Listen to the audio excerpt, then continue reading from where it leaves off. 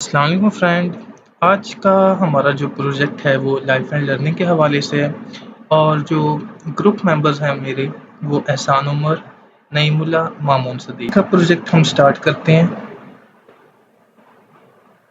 آج کا جو ٹاپک ہے ہمارا وہ ہے قرآنی تعلیمات اور سائنسی علوم کی ترغیب۔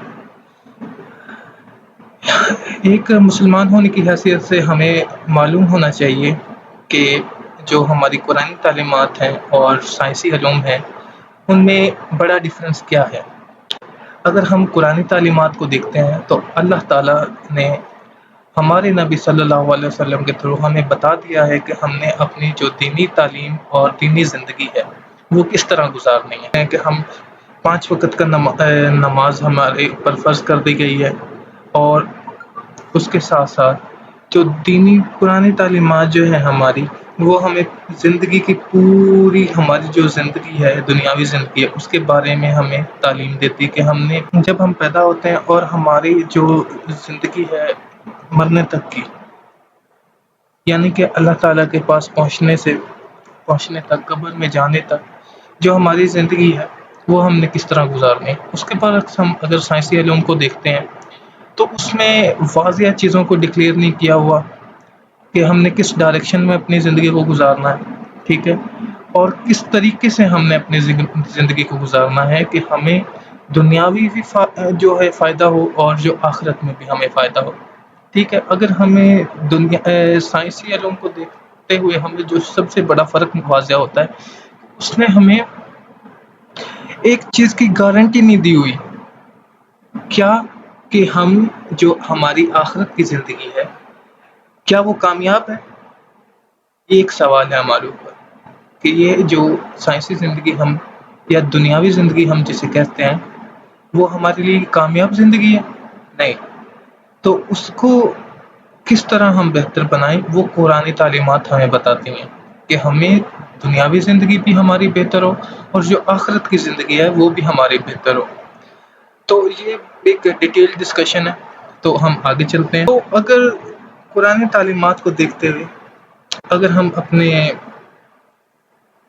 مسلمانوں کے ادوار کی بات کریں تو جو سائنسی تعلیمات ہیں وہ مسلمانوں کی ہی ڈسکور کی ہوئی ہیں، ٹھیک ہے، کہ کیا کہ جو سب سے پہلے جو ریسرچ ہم کہتے ہیں، ریسرچ آج کل ہمیں کافی لفظ سننے میں ملتا ہے کہ ریسرچ ہو رہی ہے، بھائی اس کے اوپر ریسرچ ہو رہی ہے، اس کے اوپر ریسرچ ہو رہی ہے، لیکن جو ریسرچ کا صحرا ہے وہ مسلمان سائنسدانوں کے اوپر ہی ہے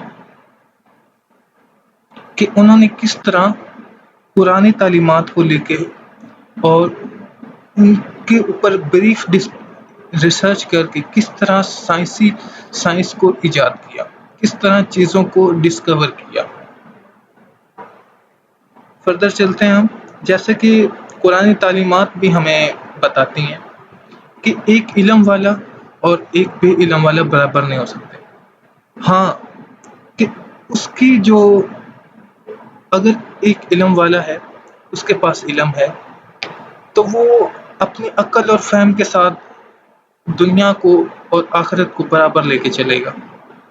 تو جیسا کہ قرآنی آیات میں بھی فرما دیا گیا ہے کہ علم اور بے علم والے برابر نہیں ہوتے۔ اگر دور حاضر کا المیہ ہم دیکھیں تو قرآن جو ہے ہمیں مکمل زندگی کے بارے میں بتاتا ہے کہ ہم نے اپنی جو ابدی زندگی، آخرت کی زندگی وہ کس طرح گزارنی ہے، یعنی کہ ہمیں قبر کے بعد جو معاملات فیس کرنے ہیں وہ بھی ہمیں بتا دیا گیا ہے۔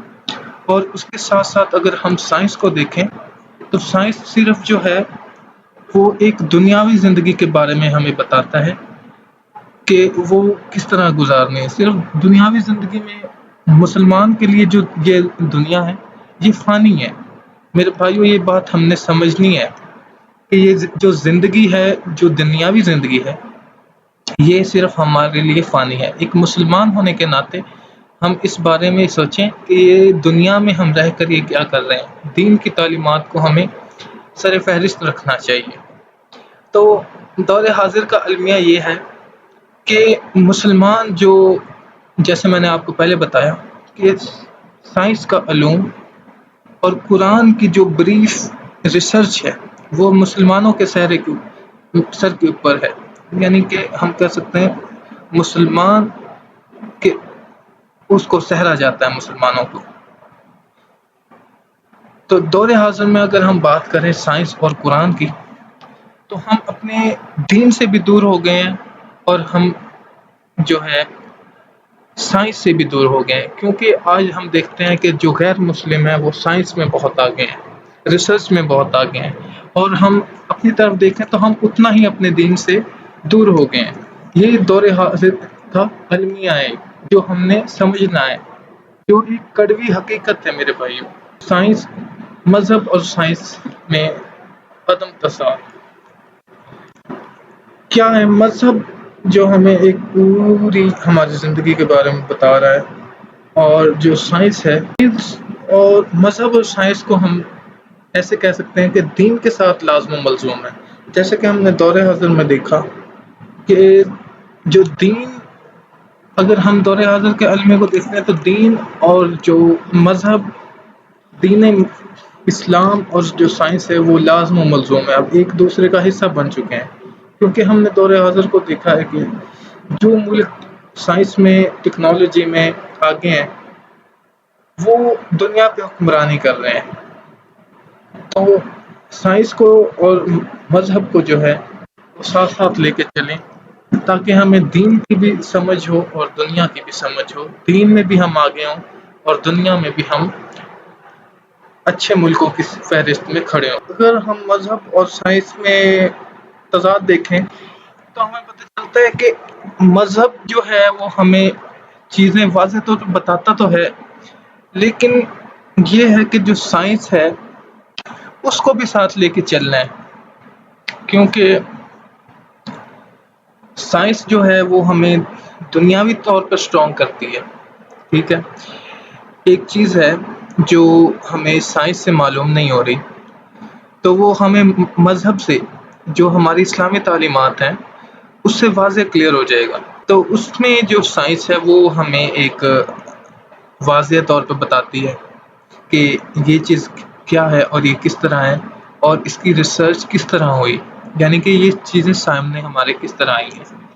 تو یہ ہے کہ مذہب اور دور حاضر میں سائنس جو ہے وہ ایک دوسرے کے ساتھ ساتھ چل رہی ہیں، کیونکہ جو مذہب اور سائنس ہے وہ دونوں چیزیں جو ہیں وہ دور حاضر کا ایک امپورٹنٹ پوائنٹ ہے، کیونکہ یہ آپ کہہ سکتے ہیں کہ یہ لازم و ملزوم بن چکی ہیں۔ تو آگے ہم چلتے ہیں۔ اب جو سائنسی علوم اور دین کا جو ہے واسطہ وہ کس طرح ہوا کہ ہم جو وسطی ممالک ہیں، یا جو اس ٹائم کا وسطی علاقہ تھا، آپ صلی اللہ علیہ وسلم کی باسط سے جو تاریخ چلی آ رہی ہے وسطی علاقے کی، اس میں یہ تھا کہ وہاں کے جو لوگ تھے وہ اتنے باشعور نہیں تھے، جہالت کی گمراہیوں میں ڈوبے ہوئے تھے، ٹھیک ہے۔ تو اس میں آپ صلی اللہ علیہ وسلم کی جو آمد ہوئی ہے، تو آپ نے جب اتنی تکالیف کے بعد دین کو پھیلانے میں جو کام کیا ہے، تو اس پہ جو وسطی علاقوں پہ، وسطی ایشیائی جو ممالک تھے ان پہ خاصا اثر پڑا، جن میں یونان ہے، اس کے بعد کافی جو ممالک ہیں، یونان ہے، اسپین ہے۔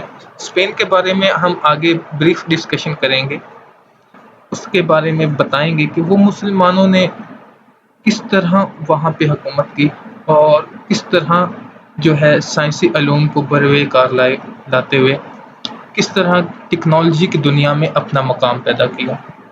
تو آپ صلی اللہ علیہ وسلم نے عرب کی دنیا سے لے کر پوری انسانیت میں جو جاہلیت تھی وہ ختم کی تھی۔ تو اس طرح کہ جو سائنسی علوم ہے وہ آپ صلی اللہ علیہ وسلم کے دور میں بھی اس کے اوپر واضح جو ہے وہ ہم کہہ سکتے ہیں ریسرچ لفظ، یعنی کہ ریسرچ میں موسٹلی اس لیے یوز کر رہا ہوں کہ آج کل جو ہے نا وہ تحقیق میں زیادہ ریسرچ کا لفظ یوز ہوتا ہے۔ تو آپ صلی اللہ علیہ وسلم کے جو دور میں صحابہ بھی جو ہے وہ علوم کے اوپر ریسرچ کرتے تھے، سائنسی علوم کے اوپر بھی، دنیاوی علوم کے اوپر بھی، اور علوم تھے ان کے اوپر بھی وہ ریسرچ کرتے تھے۔ تو جو دین ہے اس نے پھر واضح طور پہ ہمیں ایک راہ بتائی کہ ہمیں جو زندگی ہے وہ کس طرح گزارنی ہے۔ اور خصوصی طور پہ یہاں پہ ہم وسطی ایشیائی علاقوں کے بارے میں بات کریں جہاں پہ ایک، اللہ معاف کرے، جہلیت کا دور تھا۔ آپ صلی اللہ علیہ وسلم کی جو ہے وہ آمد سے پہلے وہاں پہ جہلیت کا دور تھا۔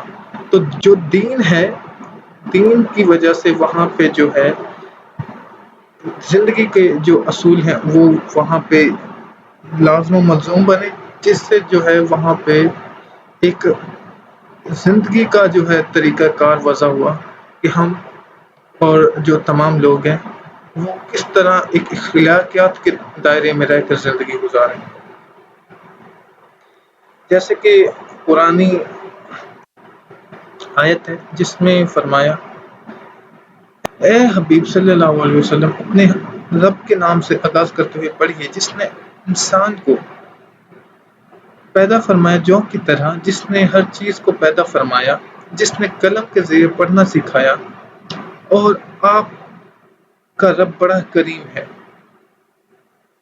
معلق وجود سے پیدا کیا، جس نے انسان کو اس کے علاوہ بھی وہ ذریعے لکھنے پڑھنے کا علوم سکھایا جو وہ نہیں جانتے۔ اس کے بعد ہم علوم القرآن اس کے بارے میں دیکھتے ہیں۔ تو علوم القرآن میں یعنی کہ ہم یہ ایک پیراگراف کو پڑھ کر اس کو پھر تھوڑا سا ڈیٹیل میں اس کے بارے میں بات کرتے ہیں۔ قرآن مجید ایک مکمل ضابطہ حیات ہے جو ہمیں زندگی، انسانی زندگی کے ہر گوشے سے متعلق ہدایات فراہم کرتا ہے۔ یہ ایک ایسی کتابی ہدایت ہے جس سے تمام علوم کے سوتے پھوٹتے ہیں۔ جیسا کہ میں نے آپ کو پہلے بتایا، قرآن مجید جو ہے اس سے جو مسلمانوں نے اس کے اوپر تحقیق کر کے پوری انسانیت کو راست پہ لے کے آئے اور دنیا کو جو علوم کے بارے میں واضح جو ہے وہ پیغام دیا۔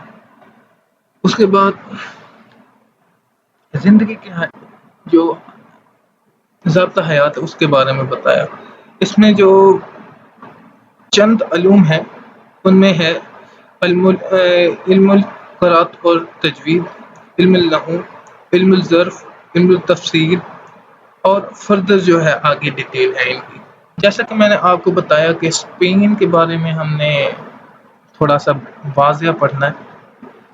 تو جو اسپین ہے وہ براعظم یورپ کے جنوب مغربی کنارے پر موجود جزیرہ نما ایک براعظم ہے، ٹھیک ہے۔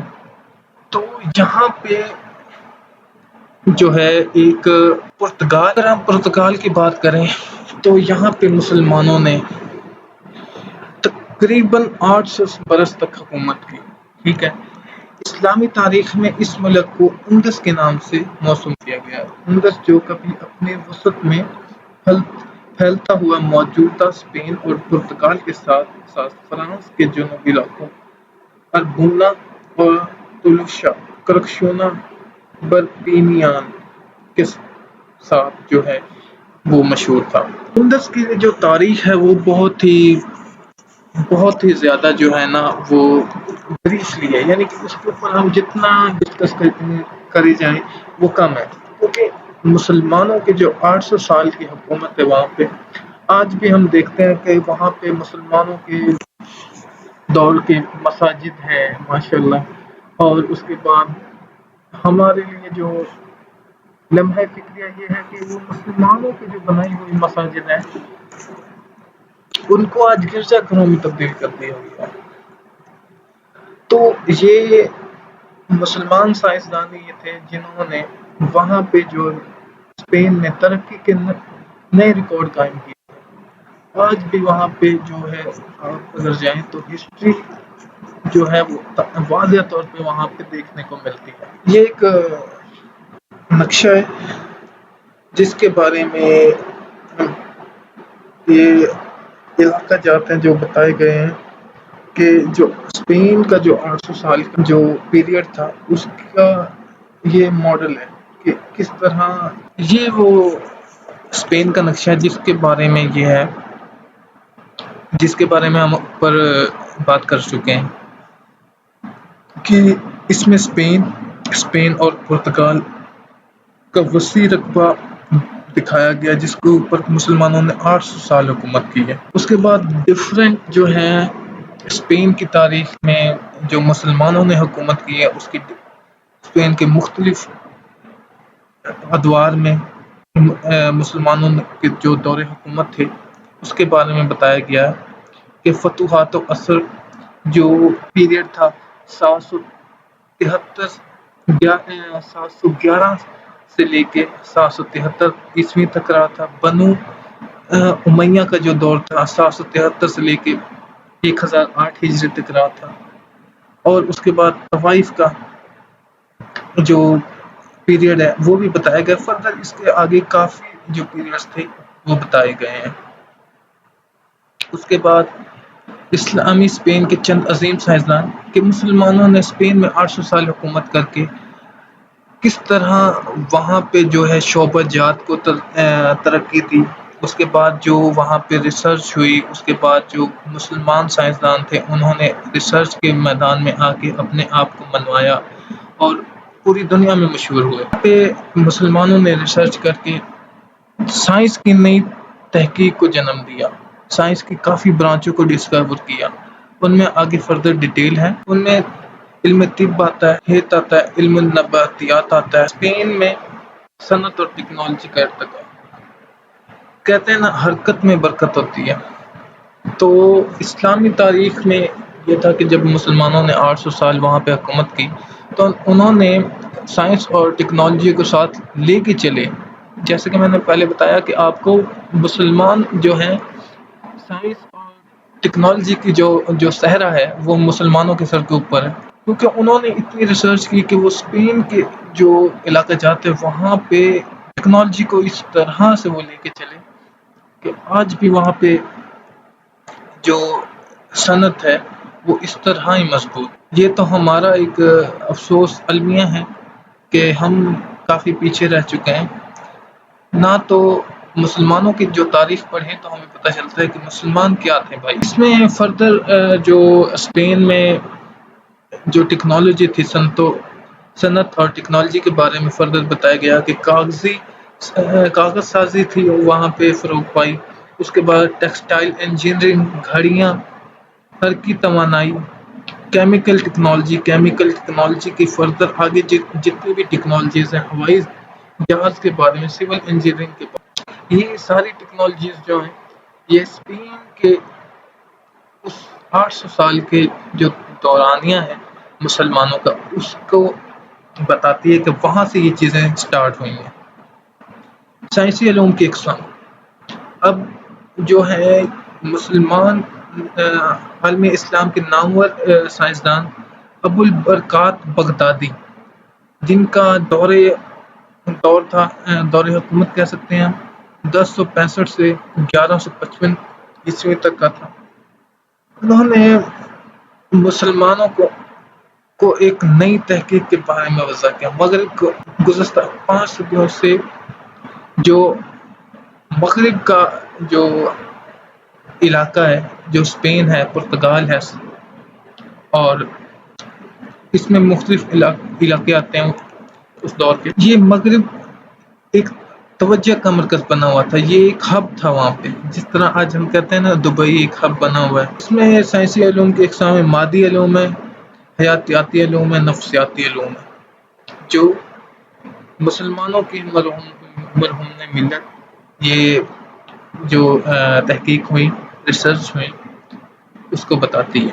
آخر میں ہمارے پاس جو ہے انسانی علوم کی بنیادی ضروریات ہیں کہ جو ہم نے دیکھا پچھلی سلائیڈز میں کہ کس طرح جو ہے سائنس اور جو ٹیم ہے وہ ایک دوسرے سے ملے ہوئے ہیں اور انسانی زندگی کے اوپر پر کس طرح اثر انداز کر رہے ہیں۔ انسانی علوم کی بنیادی ضروریات، دین اور سائنس جو ہے وہ آپس میں اس طرح استوار ہیں کہ ان کو اب الگ نہیں کیا جا سکتا، کیونکہ ہماری بنیادی زندگی اور دنیاوی زندگی جو ہے وہ ایک دوسرے سے ملی ہوئی ہے۔ کس طرح کہ جو آج کے دور حاضر کو ہم دیکھیں تو اس میں یہ ہے کہ ہمیں واضح طور پہ سائنس کا علوم اور ساتھ ساتھ دین کے بارے میں واضح ہونا چاہیے، کیونکہ یہ ہماری ایک بنیادی ضرورت ہے۔ آج کے لیے ہم جہاں پہ ختم کرتے ہیں۔ اگر آپ کو ہماری ویڈیو پسند آئی تو لائک کریں، شیئر کریں، کمنٹ کریں۔ Thank you for watching.